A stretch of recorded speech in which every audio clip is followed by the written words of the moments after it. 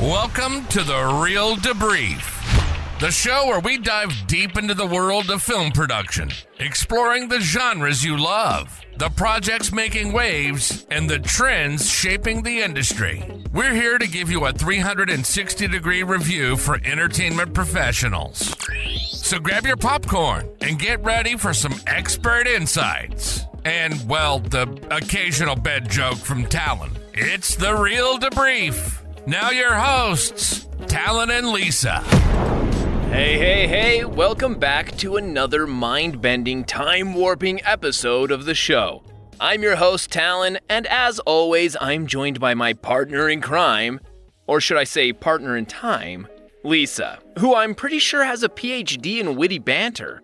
How's it going, Lisa? Well, if they handed out PhDs for being able to talk nonsense for hours, I'd be top of the class. But I'm good, Talen. Today's episode is going to be a wild one, so I hope everyone's ready to dive into some time travel madness. Oh, absolutely. Today, we're talking about Safety Not Guaranteed, the quirky little time travel movie turned into a musical, and all the things it touches on: loneliness, second chances, and the ethics of journalism. Yes, you heard me right. We're going deep today. Right, because when you think time travel, your mind instantly goes to ethics and journalism, doesn't it?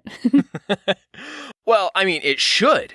But seriously, this movie and the new musical adaptation it inspired have a lot to say about living in the past, avoiding your present, and the messiness that comes when you try to rewrite history. Plus, I'm pretty sure Kenneth, our leading man with the classified ads, is someone we all secretly fear we could become if life doesn't go quite to plan. Right? Kenneth is that guy who's one wild Craigslist post away from being the lead in a true crime documentary, but also he's weirdly lovable. Like, one part unhinged, 2 parts vulnerable. The type of person you want to back away from slowly, but also wrap in a blanket and protect from the world. Exactly. For those of you who haven't seen Safety Not Guaranteed, let me set the stage. So, Kenneth Calloway, played by the ever-intense Taylor Trench in the musical, is this wild-eyed, fleece ear-flapped hat-wearing oddball who places a classified ad that reads, "Wanted, someone to go back in time with me. This is not a joke. You'll get paid after we get back. Must bring your own weapons. I have only done this once before. Safety not guaranteed." Yep, and the second you read that, you're either thinking, is this guy for real, or how quickly can I sign up? There's no in between. Right, and that's where our journalist trio comes in. Darius, played in the musical by Nikeke Obi-Molekwe, spots the ad and convinces her sleazy editor, Jeff, played by Pom Koch, to let her do a story on Kenneth. So off they go along with Arnu, the painfully shy researcher who, let's be honest, probably didn't sign up for the craziness that ensues. Oh, Arnau. He's like that quiet kid in school who just wanted to do his homework in peace and somehow got roped into a cross-country road trip with the class clown. And Jeff, the editor, only agrees to the whole thing because he wants to hook up with an old flame. What a guy. Yeah, Jeff's motivations are definitely not journalistic integrity. That's for sure. And when they get to Ocean View, Washington, the madness really kicks off. Kenneth is dead serious about this time travel thing. He's got his makeshift bunker, he's testing Darius to see if she's brave enough to join him, and all the while they're lying to him about why they're really there. Which honestly raises some major ethical questions about journalism. Like, the whole point of the story is that they're undercover, and Kenneth has no idea he's being profiled for a magazine. He thinks Darius is genuinely interested in time travel and in fixing the past. Yeah, exactly. And this is where the show hits on some big themes: truth, deception, and whether you can actually fix the past.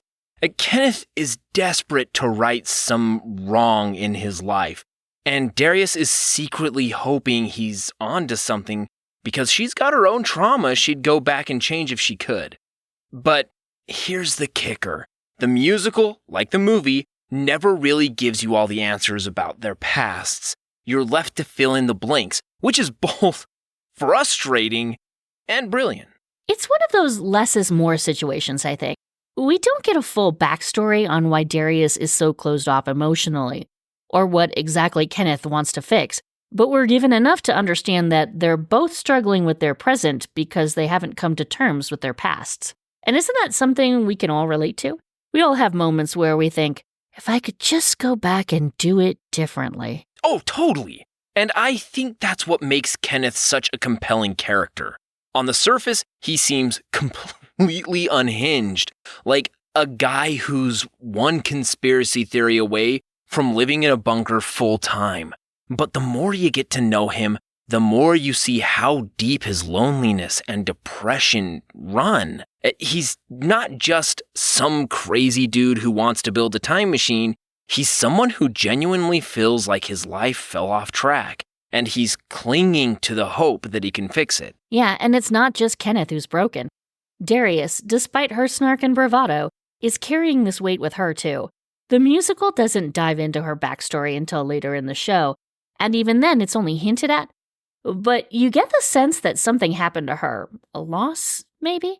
And that's why she's so closed off from the world. She doesn't believe in time travel, but she's willing to take a chance on Kenneth because part of her wants it to be real. Yeah, right. It's that longing for a do-over. And that's where the whole theme of second chances comes into play. Not just for Kenneth and Darius, but also for Anu, who gets his own little romantic arc with Tristan, the flirty librarian. I mean, can we talk about how adorable that subplot is? Oh, totally. Arnau's romance with Tristan is like the lighthearted counterpart to all the heavy stuff happening with Kenneth and Darius. It's sweet and gives Arnau a chance to step out of his shell. Plus, any scene involving a flirty librarian is automatically a win in my book. True. And Tristan isn't just a side character. He represents something for Arnu, a chance to break free from his own self-imposed limitations. Everyone in this show is dealing with the weight of their past in some way, and Tristan is like a breath of fresh air for Arnu.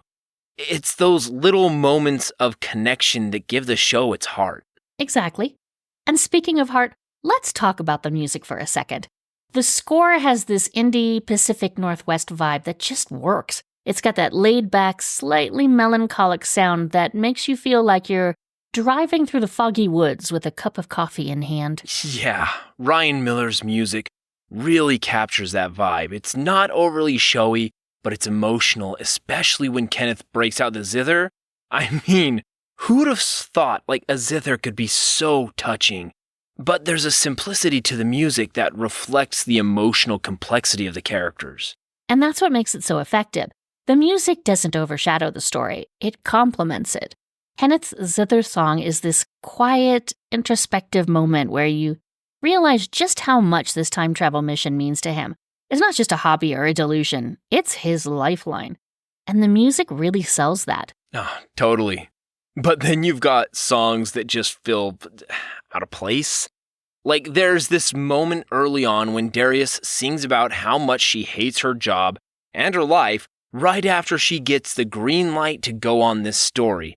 It's a weird tonal shift because you'd think she'd be excited, but instead she's lamenting her zombie existence. Yeah, that song didn't sit right with me either.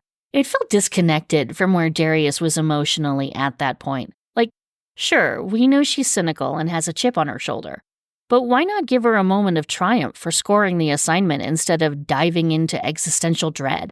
It's a missed opportunity to flesh her out in a way that feels more aligned with the narrative. Right. I mean, especially since we don't get much insight into Darius's character until much later. I mean, that song felt like a placeholder for deeper character development that didn't quite land. And speaking of development, can we talk about Jeff, the editor, for a second? Ugh, Jeff. The ultimate dirtbag.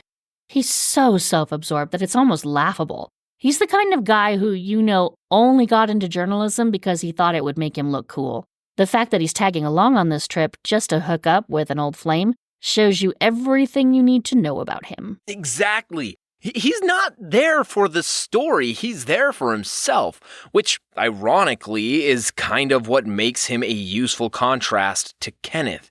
Where Kenneth is all about trying to fix the past for some noble, if misguided, purpose, Jeff is just out there trying to relive his glory days with his ex.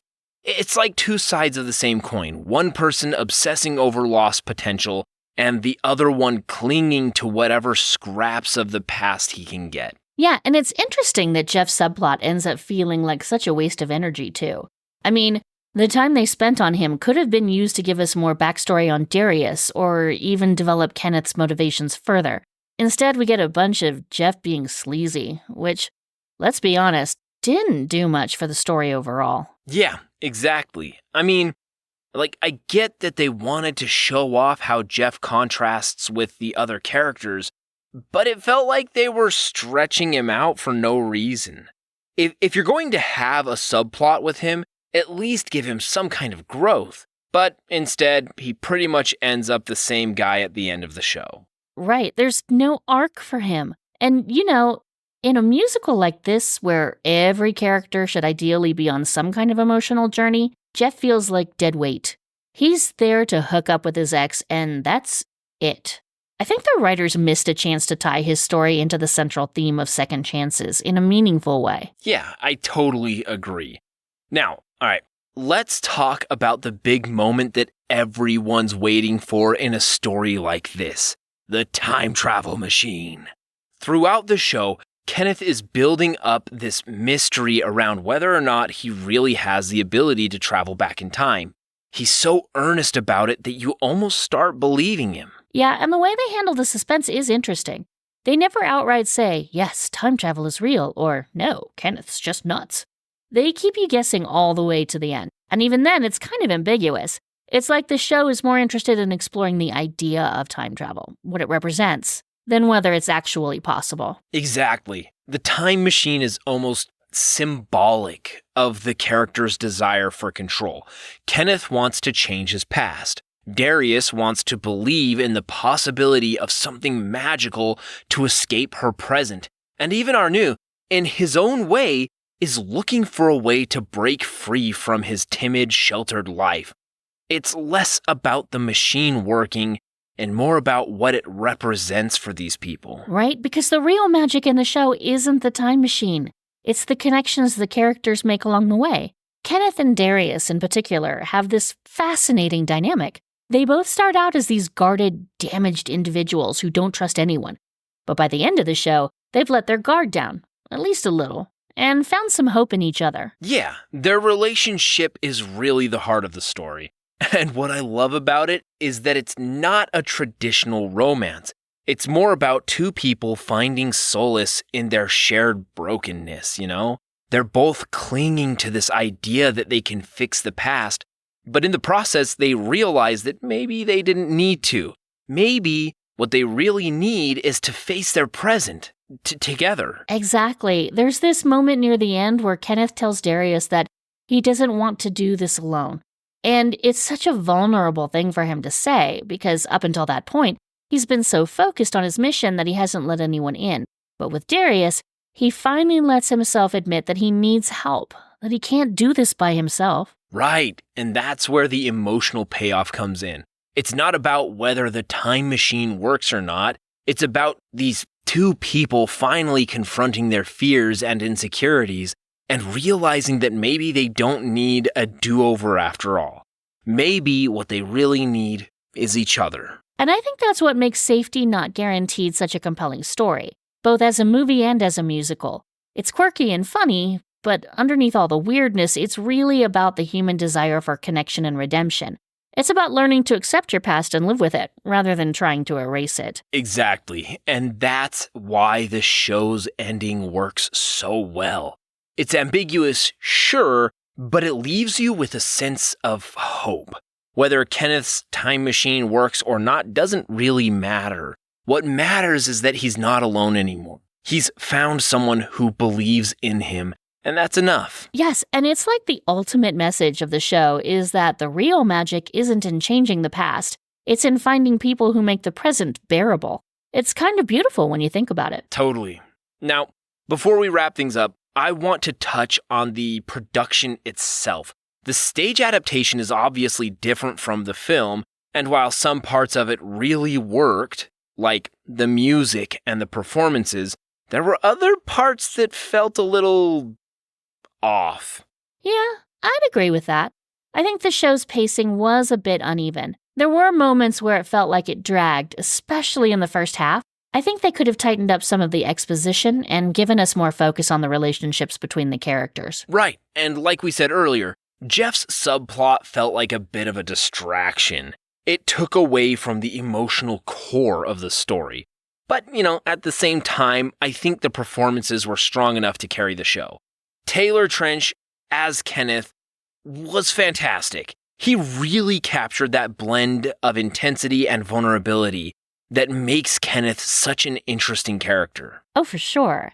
And Nkeke Malekwe as Darius was great too. She brought a lot of depth to a character who could have easily been just a cynical, snarky journalist. She gave Darius layers, and you could really feel her inner conflict as the story went on. Yeah, exactly. So, overall, while the musical adaptation has its flaws, it still manages to capture the heart of the story. It's a show about second chances, about letting go of the past, and about finding connection in unexpected places. And really, what more could you want from a time travel musical? Agreed. It's a weird, wonderful little show with a lot of heart. If you're into offbeat comedies with a deeper emotional core, I'd say give it a shot. Well said, Lisa. And with that, I think it's time to wrap things up. This has been a blast, as always. So, before we go, any final thoughts for our listeners? Just this. Time travel may not be real, but the impact of the connections we make definitely is. So whether you're looking to fix your past or just survive your present, remember that it's the people you meet along the way who make all the difference. Well, now I'm getting emotional. Thanks for that, Lisa. And thank you, dear listeners, for joining us on this time-bending adventure. If you haven't seen Safety Not Guaranteed or checked out the musical, we definitely recommend it. Just don't expect an actual time machine at the end, all right? Yeah, if you're looking for flux capacitors and DeLoreans, you might want to look elsewhere. But if you're looking for a quirky, heartfelt story about flawed people trying to make sense of their lives, this one's for you. All right, and with that, we're signing off. Thanks again for tuning in, and don't forget to subscribe, leave us a review, and tell your friends about the show. Come on. We'll catch you next time. No time machine required. Stay safe, everyone. Guaranteed or not. This has been The Real Debrief. We hope you've enjoyed the show. If you did, like, rate, and review. We'll see you soon on The Real Debrief.